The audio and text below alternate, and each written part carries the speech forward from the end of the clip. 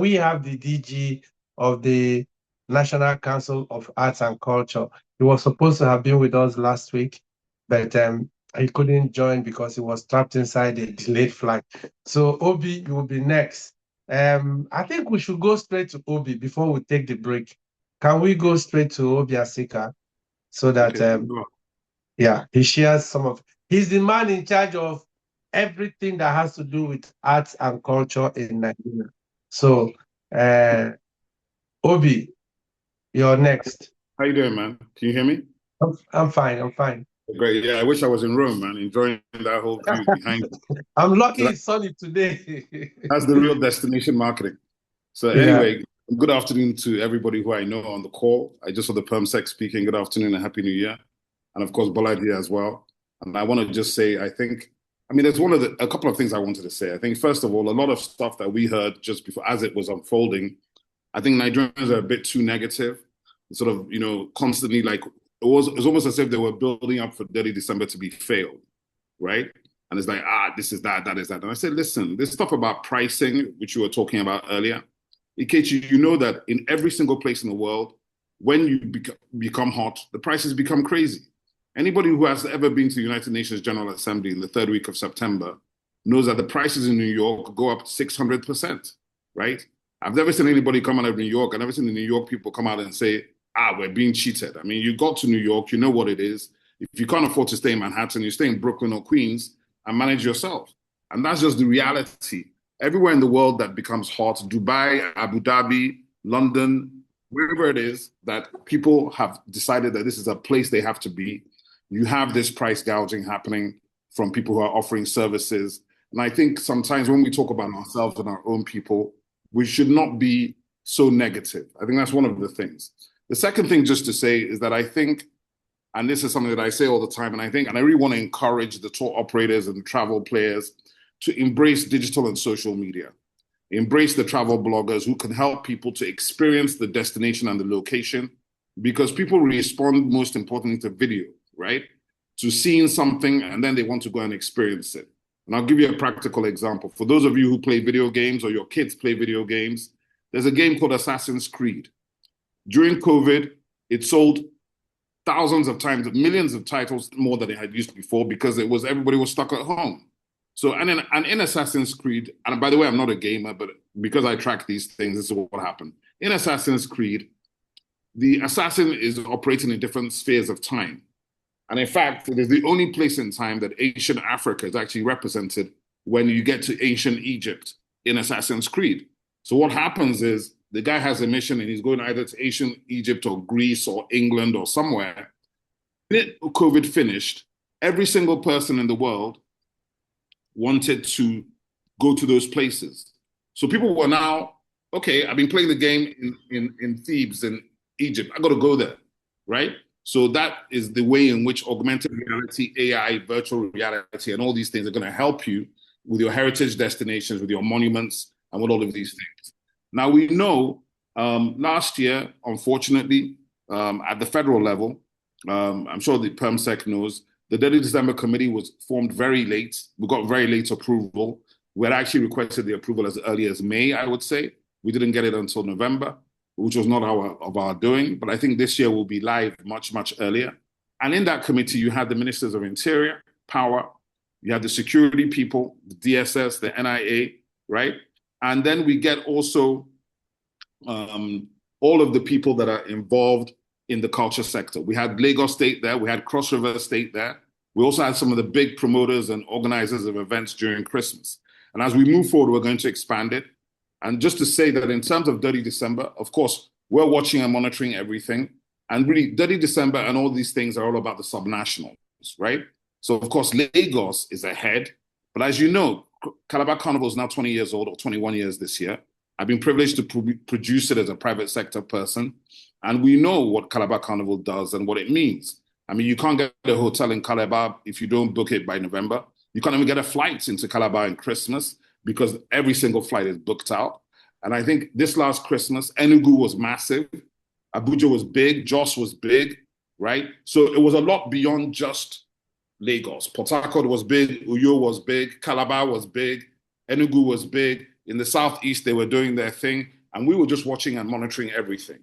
And one of the things, Ikechi, as you know, that we've created and we have FEC approval for at the national level is something called Niger Season, which we took to the Nigerian Governors Forum, so all the subnationals. We've taken it to the Federal Executive Council. We've had it approved. We're now seeking funding support. And what this is basically calendarizing everything that happens in Nigeria and looking at Nigeria as a 12 months, 24/7, always open country. We have over 800 festivals. We have 37 airports and airstrips.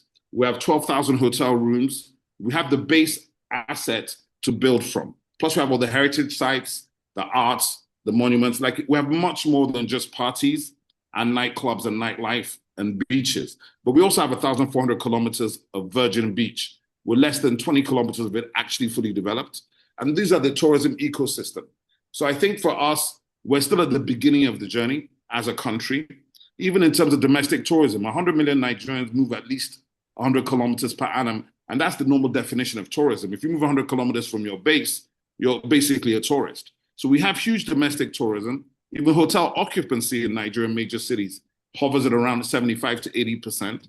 And I think these are the things that we should be talking about as you build forward. It's not just to be sort of repeating negativity. I saw a question about the National Theatre. It is open. If you want to book it, you can contact the general manager, Ms. Tola Kerele.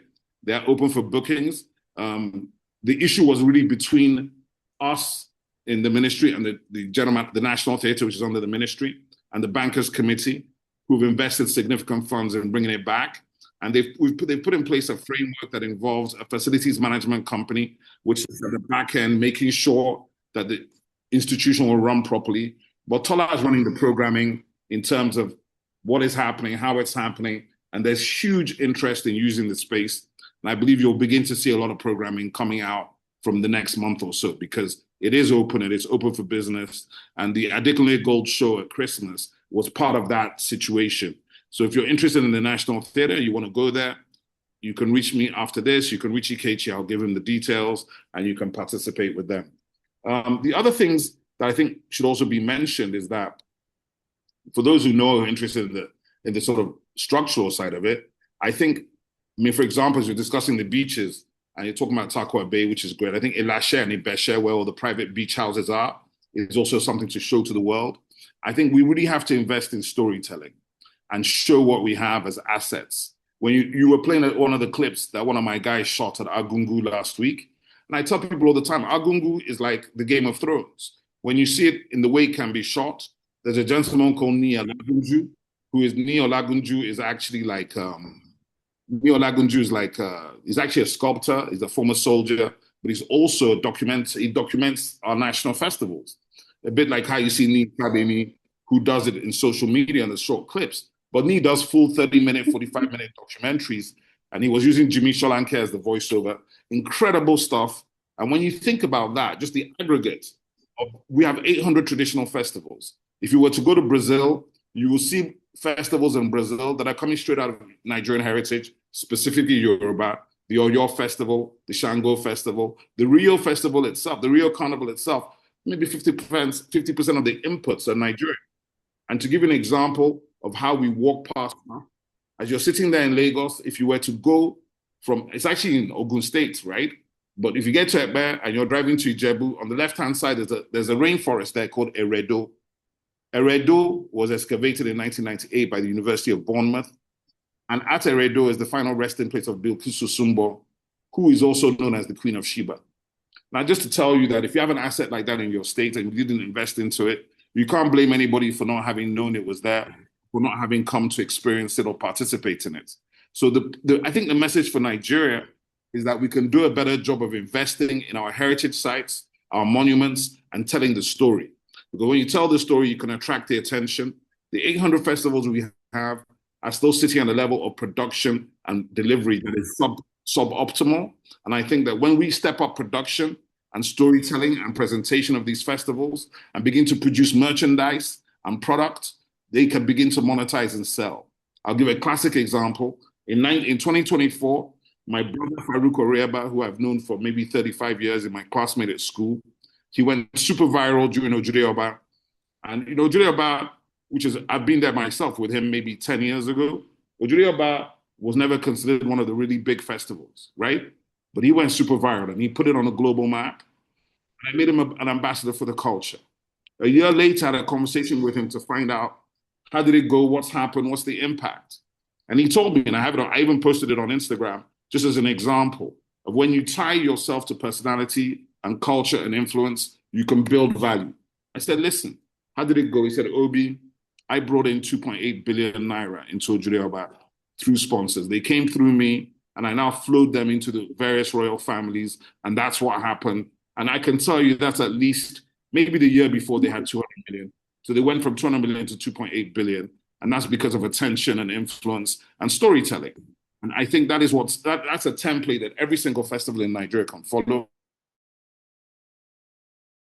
I've spoken extensively to the people in the north about the Durbers. Kano Durbers, 2.5 million people. Bida Bariki, the Durban, on the same day as Ojurioba last year, was the Ilorin Durbar with 100,000 people. They got blown out of the water because nobody knew that it was happening because all the attention was on Ojurioba. So everybody's got to understand that you're competing for attention, you're competing for customers or for people, and you need to meet them where they are.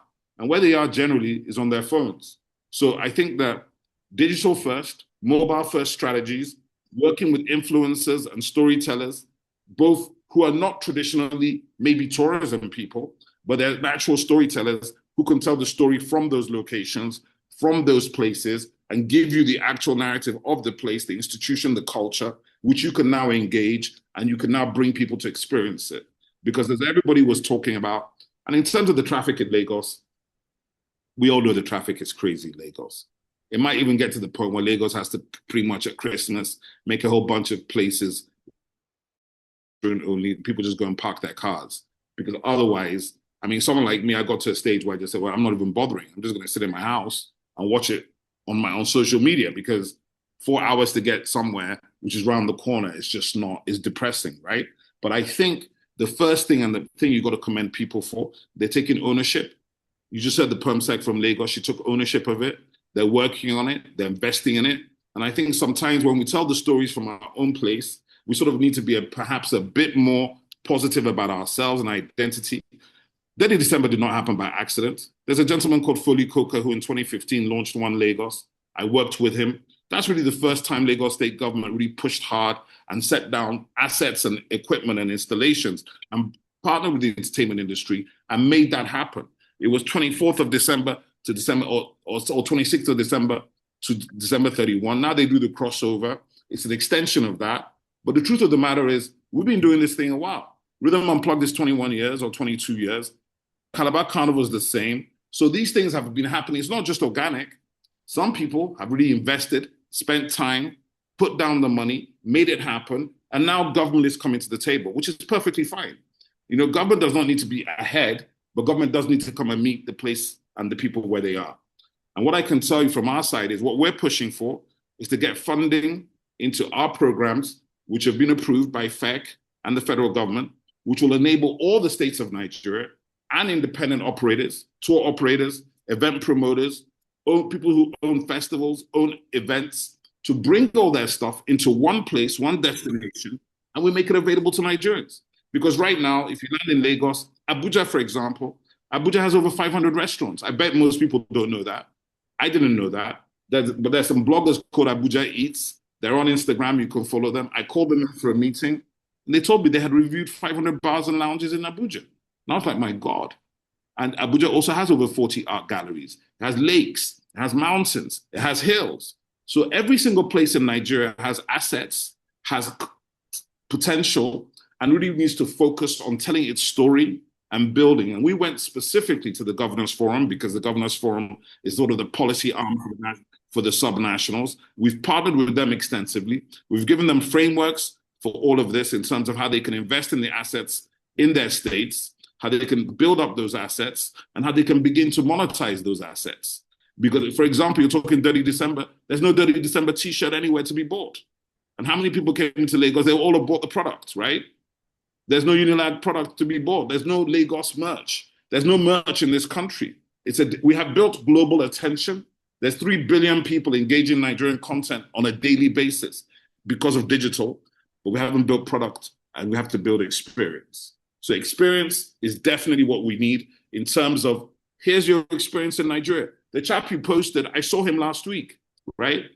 Those are the real people. When I go to a country and I see, I'll tell you the honest truth. If I go to a country and I see white girls arriving in that country without anybody meeting them for security, the country's safe. They didn't need to know anybody to go there. And that's how we need to get to, right? The first time I went to Ghana in 1994 or something, that's exactly what happened to me, and I was in shock.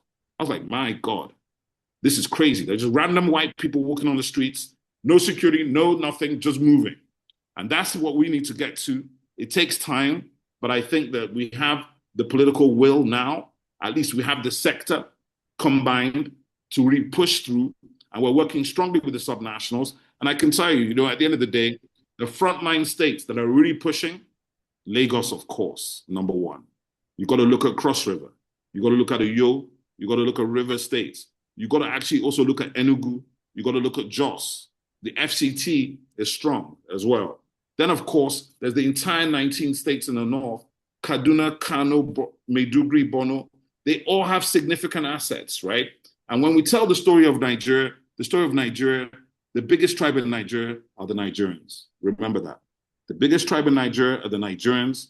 And let's stop separating ourselves, because the experience of Nigeria is all over Nigeria, right? And that's really what I wanted to say. Maybe the final thing to say is that from the NCAC, we're open to collaborate. I've met a lot of the people on the tourism side, but I don't really see a separation. I see culture as one of the primary inputs that makes tourism authentic, because then the experience you're having is a really multi-layer experience. It's not just about one specific thing. And once you can make that happen, I think nobody can stop Nigeria. Nigeria has more assets, more cultural festivals.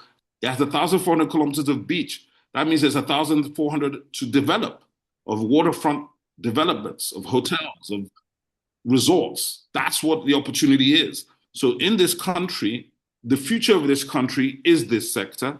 All of you that have already been in it, you're the pioneers.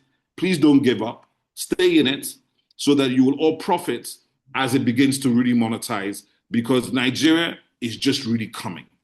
That's the truth of the matter. It's also not late for anybody to become part of it, because sometimes people think, oh, is it late? Have I missed it? I said, no, we're still starting, right? We did a lot of mapping last year. I'm happy to share that mapping with Ikechi for him to share to wider people. In the mapping we did, which is more on the creative and cultural side, we could see clearly where the jobs are going to come from in these various sectors. And all it takes is the political will to put down the resources to invest in the sector, because this sector is the sector that represents Nigerians, their creative and cultural expressions, their intellectual property. And that's the real wealth of Nigeria. It is much more, for me, than our solid minerals and our other natural resources. The biggest resource Nigeria has is the Nigerian. And once we back the Nigerian, we will win. Thank you very much. Thanks for having me. God bless. I need to clap for this, Obi. Thank you. I sat back and I listened to a lecture, and this is amazing. You have to monetize. The biggest tribe in Nigeria is the Nigerian, and we have to be able to sell merchandise. Nobody has a Detty December t-shirt. I know privately we have talked about this, and I've seen a podcast where you talked about this merchandising. I've even been pushing it for some of the people I consult for.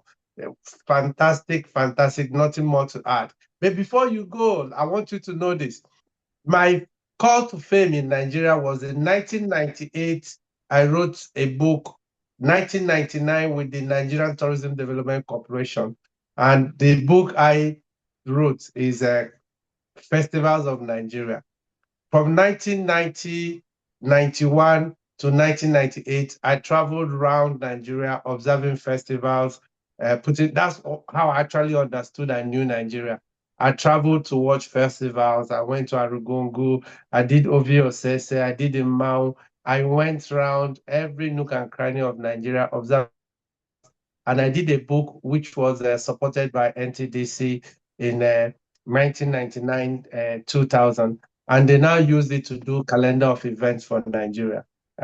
Those are the kind of things some of us did to. So people who wonder, how did Ikechi get here? I got there by having to actually get on the streets, visit as many places as possible, and put together this. Obi, I thank you. I like the digital angle that you bring to it. And Just to say to you, so- please send me a copy of your book. Please okay, send me a I'll copy of try your and book. get And a, then I'll secondly, try and get a copy. I'll when still we have a arrived, copy. the first thing we did was map festivals. We have a group called Chief Executives of Culture, where all the commissioners of art, culture, and tourism are in one group, plus all the permanent secretaries and all the state directors. I chair the group, and it was an NCAC platform, but I've added all the other agencies in culture and tourism to the group, plus the permanent secretaries representative and the minister's representative. So it's a functional group where we used to disseminate information for the subnationals and the nationals of the public sector. So we have, and it's the first time actually that the federal government, through our minister, has given specific projects to every single state and the subnationals so they can actually key in and do their own stuff. And I'm happy to share with you some of the stuff we've given to the NGF in this regard, because the truth of the matter is these conversations have to go beyond within government, because sometimes I hear what people are saying about government, and now that I'm stuck in government, I understand the reasons why sometimes government people don't talk, because sometimes you're restricted by process, by position, from really expressing yourself in terms of what is actually happening. But the truth of the matter is that Nigeria has incredible diversity. We mapped over 850 festivals already, just in Nigeria. Some countries don't have 5 festivals. So if you imagine 850 festivals, we've already indexed them. Imagine if you now brand them, turn them into products and into platforms, and begin to monetize them in terms of product, merchandise, toys, apparel, all of that. This is a multi-billion dollar segment, just the festivals. And that's just the traditional festivals. I'm not talking about contemporary festivals, Artex, Lagos. I'm not even started talking about those ones. If you add contemporary, we're going to go over 3,000. And that's where we want to go. I also advised every single governor, and I'm happy to say it here, we advised them in our recommendations that every state in Nigeria has a superstar who's from that state. Whether it's a music superstar, Nollywood superstar, or a music superstar, they have them. So why don't you partner with the person in your state? I'll give you an example. If Burna Boy partners with River State and does the Burna Boy Festival, you know it's going to be 200,000 people every year, right? MI does it in Taraba, P Square does it in Jos, Flavor in Enugu or Anambra, Two Face in Benue. I mean, that's just off the top of my head. So what we're talking about is we need that handshake between the private and the public to really take advantage of our natural advantages. If you don't know in government how to do the promo and the push, trust me, the private sector knows how to do that. Trust me, the artist, Davido has 84 million followers in social media. He's a nation. He's a digital continent. So why do you think Binance and all these brands work with him? Puma, Martell, they're not playing games. So as Nigerians, let's stop playing games with our own assets. They're our assets, they're Nigerians. And when you see them working with foreign brands, it means the domestic brands have not understood how to partner with them. And how to partner with them, if you don't know, please come and talk to us. We're happy to make those bridges happen and profit from the situation, because there's a lot of money to be made. There's a lot of opportunity ahead of everybody. And I think that a lot of times, I tell people all the time, Ikechi is a genius at what he does. I know a few things, but let me tell you, I can say whatever I want to say. If I ask Burner or Don Jazzy to say it, how far do you think it goes? It goes 10 times further, if not 1,000 times further, because of the platform. So you have to engage those who have the attention of the people already and use them to get what you're looking for your own benefit. Whether you're a state government, a local government, a brand, a corporate, there is nobody in Nigeria that's going to do an event without Nigerian music, because if you do, you're going to be flat. It animates everything, right? That's what it does. It crosses places without borders. I saw a report last year on Chartered Waters, and Lagos nightlife was 1.4 trillion in 2024. That's $900 million. That's just Lagos. If you extrapolate it to the whole of Nigeria, that's 6 trillion as an average of 40 cities. That's $3 billion just on nightlife. We have to measure our economy, and that's what we're doing, getting the measurement to the Bureau of Statistics. So we're advocating to the National Assembly and the executive so we get the resources to deploy into this sector. Because the resources to fix roads are not with us. The resources for security are not with us. What is with us is the experience and the storytelling and the culture and the heritage, right? But we can work with all the partners and the other elements to build. We have more hotel rooms opening than any country in Africa. Let's not take it for granted. We have a lot going on. And that was just what I wanted to say. Yes, I'm on the culture side, but culture and tourism go hand in hand. Thank you so much for listening to me. And I've put my details in here. Thank you, Obi.